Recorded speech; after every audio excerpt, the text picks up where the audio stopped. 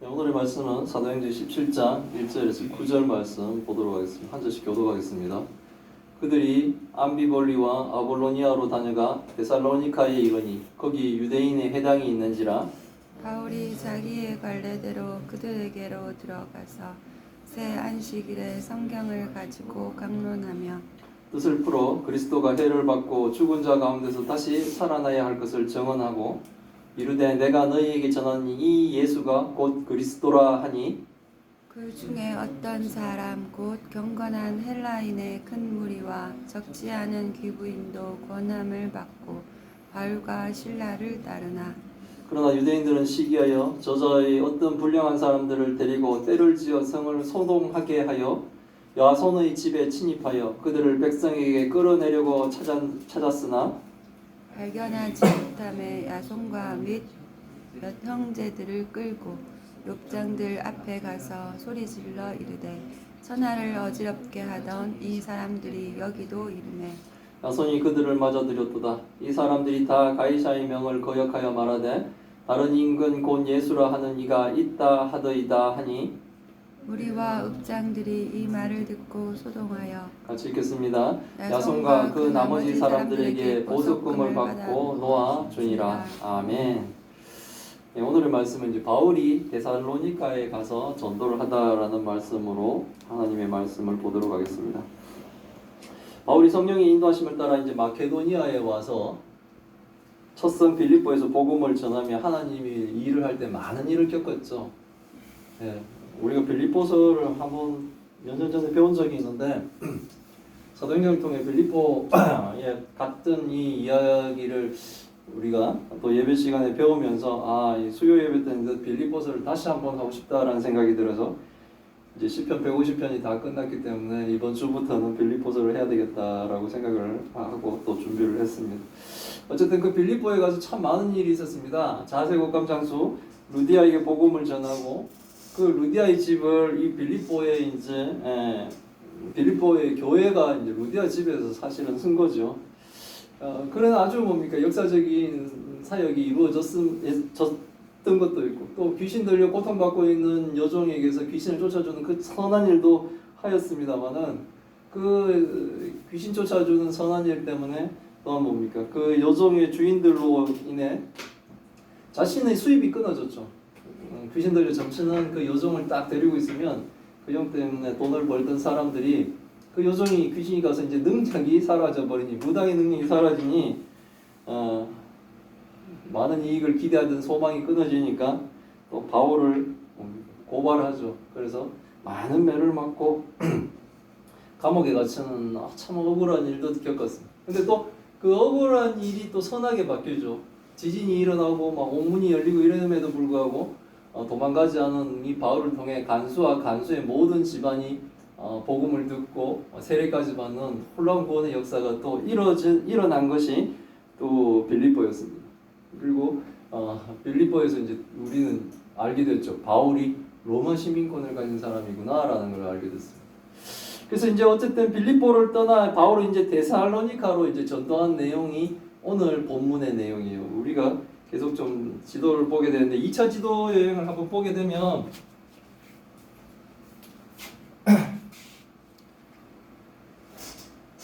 우리가 지금 빌립보에서 있었는데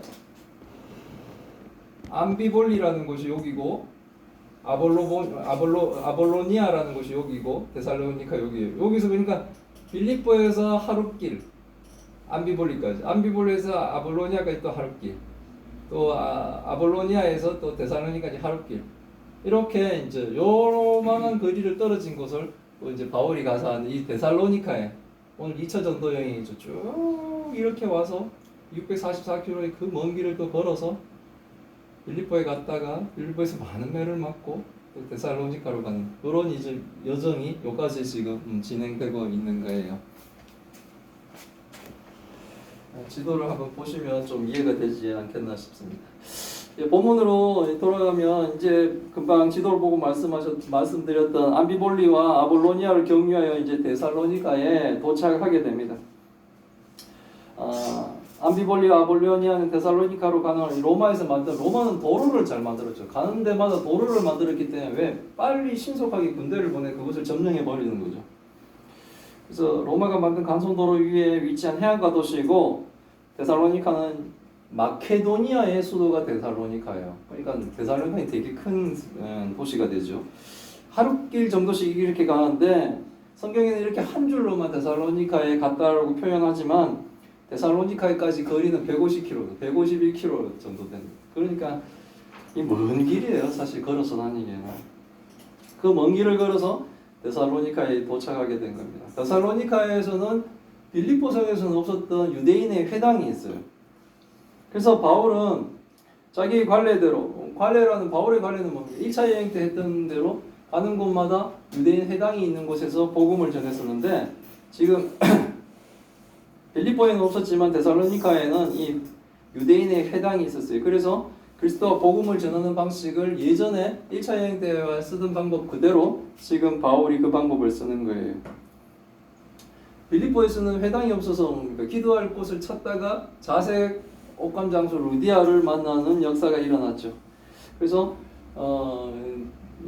또 없으면 없는 대로 그 역사가 하나님의 역사하심이 계속 일어나는 거고 또 이 유대인의 회당이 있으면 바울은 이 데살로니카에 있는 그 회당에 가서 3번의 안식 그러니까 3주 동안 이제 성경을 가지고 강론을 하는 그런 방식으로 복음을 전하게 됩니다. 바울이 구약으로 강론한다는 것은 뜻을 풀어 그리스도가 해를 받고 죽은 자 가운데서 다시 살아나야 하는 것을 증언하는 거예요. 죽은 자가 살아난다는 게 참으로 믿기가 힘든 일이죠. 하지만 성경적으로 이 일은 일어날 일이다라는 것을 증언하는 거예요. 그것도 성경을 가지고 예수님의 부활을 증언하면서 바울은 자신이 그들에게 전하는 것이 예수, 곧 유대인들이 기다리고 오던 메시아, 기름 부은 자, 하나님이 아담과 하와를 낙원에서 추방하실 때 그때 가죽옷을 그들에게 해 입히시며 약속하셨던 그 여자의 후손, 우리가 그렇게 오매불망 기다렸던 메시아가 바로 예수님이시다라는 것을 전하게 됩니다. 메시아가 고난받아야 된다는 이 개념은 시편 22편이나 이사야 53장 전체적인 부분에서 그리고 스가랴 12장 10절, 13절, 13장 7절 등등에서 이 내용들이 나오는 거예요. 메시아가 오시면 고난을 받을 것이다 라는 것을 하나님이 미리 우리에게 성경으로 말씀으로 우리에게 예언하신 일. 그러나 뭡니까? 유대인들은 메시아가 고난받는다는 그 자체를 거부해버립니다. 구약을 하나님의 말씀으로 받고 간직했다 그러면 그들이 되게 하나님의 뜻을 잘 아는 것처럼 얘기하지만 하나님이 그렇다고 적어놓은 그 사실을 뭡니까? 거부하는 거예요. 예수 그리스도를 믿지 않는 사람은 지금도 그렇게 거부하죠. 그리고 예수 그리스도가 엄연히 살아계신데 예수 그리스도를 통해서만 이 구원을 받을 수 있는데도 불구하고 예수 말고 다른 누가 온 것에 대해서 집착하는 이단들이 뭡니까? 득식을 그리는 세상이에요. 지금 뭐 넷플릭스 때문에 JMX도 날리고 뭐 아가동산도 얘기 나오고 만민교회도 나오고 뭐 준비되겠죠. 뭐 하나님의 교회도 막 나오고 다 하겠죠. 신천지도 나올 것이고. 아니 예수님의 그 자리는 예수님 말고는 뭡니까? 대체할 사람이 없습니다. 그리고 예수님에 대한 것들은 성경에 다 예언이 되어 있어요. 그래서 성경 외의 것을 자꾸 가지고 와서 그리고 아니면 뭐 짜집게 해도 예수 외에는 없습니다. 근데 자꾸 다른 얘기들을 하죠. 어쨌든 유대인들은 이렇게 성경에 기록되어 있는 메시아가 고난을 받을 것이다 라고 하는 이 내용들을 뭡니까? 거부하고 있는 거예요. 회당에는 유대인만 있지는 않았던 것 같아요. 경건한 헬라인도 거기 있었는지 하나님의 말씀을 바울을 통해 이렇게 그 뜻이 무엇인지를 제대로 이제 알게 된 사람은 이제 복음을 듣고 반응하는 게 이게 이제 하나님의 백성들입니다. 그들 중에 어떤 사람이냐면 곧 경건한 헬라인이 큰 무리야. 이 숫자가 적지 않았던 거예요. 그리고 보면 구약의 하나님 그 구약의 부분도 결국은 뭡니까? 세상 사람들에게 하나님의 말씀이 전파되고 사람들이 구원을 받을 수 있도록 사실은 개방적인 거예요. 그런데 굉장히 이스라엘 백성 쪽으로 뭡니까? 편협하게 폐쇄적으로 되어 있는 것처럼 하지만 애굽을 탈출할 때도 따라온 그들은 뭐 피로는 뭡니까? 히브리인들이 아니죠. 그럼에도 불구하고 뭡니까? 다 뭡니까? 하나님의 백성으로 포함되듯이 아마 이 회당에도 경건한 자들이 헬라인이지만 출입을 했던 것 같아요. 거기에 부인들도 있었던 것 같아요. 그래서 큰 무리, 적지 않은 이 귀부인들도 큰 무리와 경건한 헬라인, 경건하다 하나님을 섬긴다는 겁니다. 그런 경건한 헬라인의 큰 무리와 또 적지 않은 귀부인도 있었는데 그들은 바울이 전하는 이 하나님의 말씀을 듣고 바울과 실라를 따라 주님을 믿었다는 거예요. 이런 역사가 일어났다는 거죠. 하나님의 복음을 들으면 하나님의 백성은 반응을 하게 되는 거예요. 긍정적으로. 그런데 뭡니까? 하나님의 백성이 아닌 자들은 거부해요. 유대인들, 오랫동안 하나님의 말씀을 받은 줄 알았는 이 유대인들은 오히려 뭡니까? 시기하여 아주 악한 방법을 사용하죠. 유대인들이 시기는 다양한 부분에서의 시기를 생각합니다. 이들이 뭘 시기했을까 생각하면 예수 그리스도를 알지 못하면 구약을 제대로 알 수가 없어요. 예수님을 모르고는 구약을 안다고 할 수가 없어요. 예수 그리스도를 알고 있는 바울과 이렇게 비교된 열등감도 있었을 거예요. 예수님을 알게 되니까 구약이 완전히 뭡니까? 하나님의 뜻이 막 보이는 거예요. 예수님을 제외시켜버리고 구약을 보게 되면 이거는 뭡니까? 답답한 거예요. 뭐가 안 풀리죠. 희미하기도 하고. 근데 예수님을 알면은 이제 뭡니까? 구약에서 이렇게 말씀하시는 것이 바로 예수님 이야기니까 이게 착착착착 맞아 들어가는 거예요. 근데 자기들은 알지 못하니까 이런 성경적인 열등감도 있을 수도 있고요. 그리고 빌립보 성의 귀신 들린 여종의 경우가 비슷하게 뭡니까? 복음을 들으면서 실천적인 믿음의 삶을 포기해야 하는 이 경제적인 이익의 상실 등등 내가 하나님을 믿음으로 해서 만약에 나쁜 방법으로 돈을 벌고 있는 분이 교회를 오셨어요. 그래서 그분이 예수님을 믿었어요.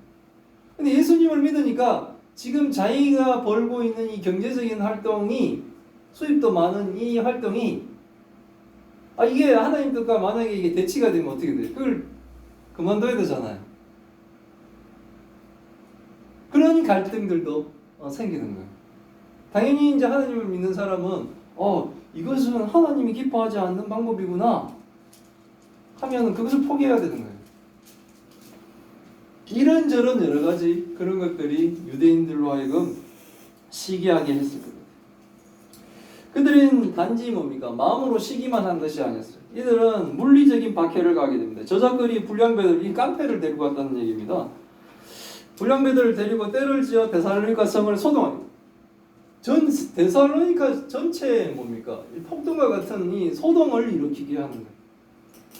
그리고 유대인 출신의 그리스도인으로 바울에게 데살로니카에서 거처를 제공한 야손. 그러니까 데살로니카에서 바울이 전도하면서 아마 야손이란 사람이 빌립보의 루디아처럼 자신의 집을 바울에게 거처로 내어줬던 거예요. 그러면 데살로니카의 교회가 또 야손의 집에 세워지는 거죠.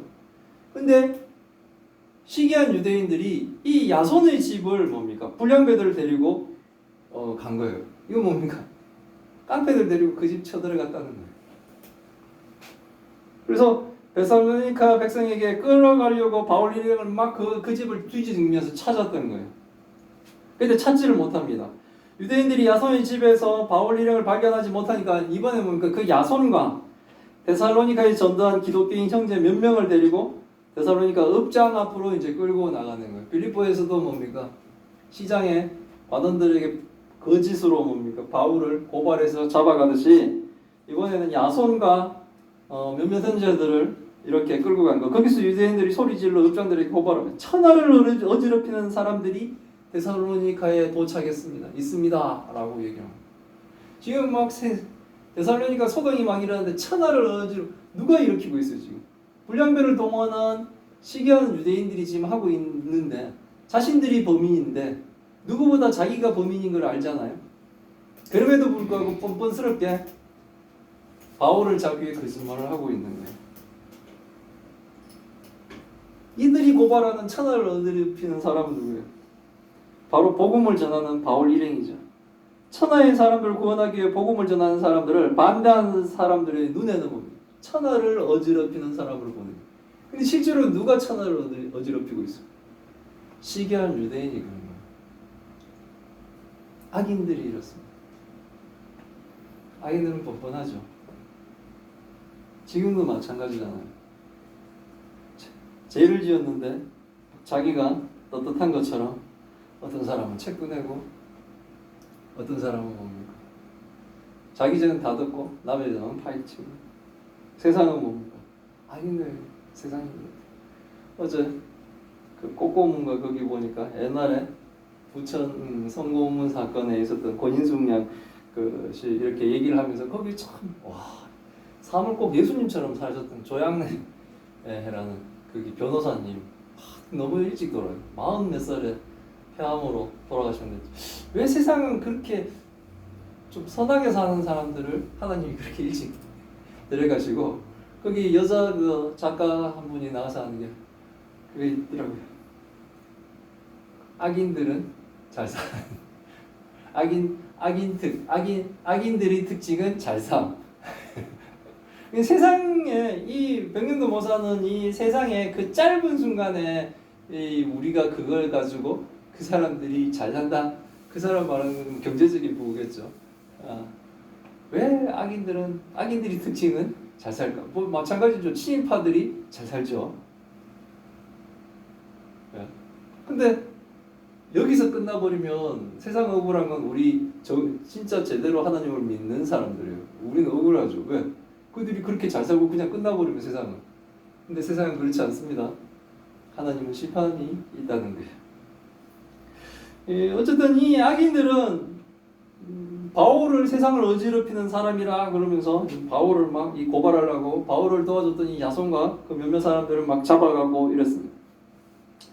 악인들은 야손이 천하를 어지럽히는 사람들을 맞아들였다고 고발하게 되죠. 천하를 어지럽히는 자들은 다 가이사의 명을 거역하고 말하되 황제인 가이사 외에 다른 임금 곧 예수라 하는 이가 있다고 한다고 고발하는 거예요. 이 말이 맞는 거 같으면서 아니죠. 이거는 근데 이들이 지금 고발하는 이 내용은 엄청난 죄예요. 뭐냐면 이거 반역죄거든요. 지금 뭡니까? 황제가 있죠. 가이사라는 황제가 있어. 로마 황제가 있어. 지금 자신들을 이렇게 다스리고 있는데 지금 바울 일행은 세상을 어지럽히는 천하를 어지럽히는 저자들은 다른 임금이 있다. 그게 바로 예수다. 라고 얘기를 한다는 거예요. 안 맞죠? 네. 정치적인 논리를 정치적인 부분을 막 끌고 오는 거예요. 지금 정치적인 부분으로 해석하거나 해야 될 게 전혀 아닌데도 불구하고 정치적으로 막 끌고 오죠. 바울이 복음 전함을 시켜 예수 그리스도를 반대한 유대인들은 지금 바울과 바울을 돕는 사람들을 로마 황제를 거역하는 반역자로 고발하고 있는 거예요. 참으로 야비하고 거짓된 사람들입니다. 그러니까 예수를 거부하는 유대인들이 이 거짓 고발죄를 들은 데살로니가의 백성들과 읍장들이 반역자에 대한 황제 가이사를 대신한 다른 그 임금이 있다라고 했다라고 하는 그 말만 들으면 어떡합니까? 이 관리들은 분노하죠. 왜 자칫 잘못하면 자기도 반역자가 될 수 있지 않습니까? 그러니까 그 고발로 데살로니가 백성들과 읍장들은 동요하고 분을 일으키게 됩니다. 읍장들은 야손 및 기독교 형제들에게 보석금을 받고 여기도 이 보석금 제도가 있었나 봐요. 그러니까 경제적인 논리인 것 같아요. 잡아놓고 그 사실 여부도 확인하지 않은 상태에서 이제 돈 주면 풀어주는 거예요. 보석금을 받고 그들을 놓아주게 됩니다. 이 상황이 이렇게 되면 바울은 더 이상 데살로니카에 머물 수는 없어요. 머물 분위기가 지금 아니에요. 바울이 자신을 드러내며 복음을 전하면 유대인 반대자들이 계속되는 거짓 고발로 그것도 가이사에 대한 반역죄로 고발하기 때문에 계속 데살로니카에 지금 바울이 머물 수가 없는 거예요. 하지만 일정 기간 동안 지금 뭐 회당에서는 3주 정도지만 더 오랜 기간 동안 바울은 데살로니카에 있으면서 야손과 기독교 형제들을 그곳에 뭡니까? 이제 회개시키며 전도를 시키며 데살로니카 교회를 세운 거예요. 참으로 복음 전하는 게 위태위태하고 아슬아슬한 그런 상황들이 벌어지고 있어요. 바울은 데살로니카에 편지한 데살로니가 전서 2장 18절에서 자신이 한두 번 데살로니카를 가려고 했지만 사탄들이 자신을 막았다라고 하는 이 편지 내용이 있어요. 바울의 전도 여행은 정말 목숨을 걸고 하는 힘든 여정이었습니다.